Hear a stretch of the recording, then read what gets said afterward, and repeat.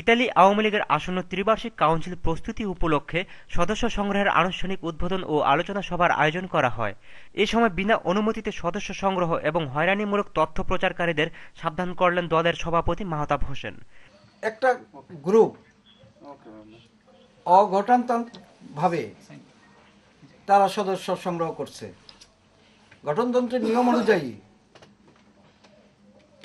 Awami League committee যেখানে যেখানে আছে শাখা কমিটি তারাই সদস্য সংগ্রহ করবে।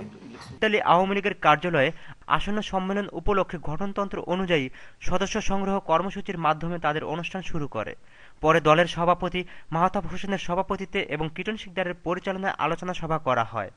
যুগ্ম সাধারণ সম্পাদক ইকবাল হোসেনের সূচনা বক্তব্যের মাধ্যমে শুরু হওয়া আলোচনা সভায় বক্তব্য রাখে সহসভাপতি আইয়ুব খান প্রিন্স, মহসিন শিকদার, হাবিব চৌধুরী, সাংস্কৃতিক সম্পাদক শোয়েব দেওয়ান এবং সীমা চৌধুরী, শিউলি মজুমদার, ইবা খন্দকার ও মোনা আহমেদ সহ আরও অনেকে।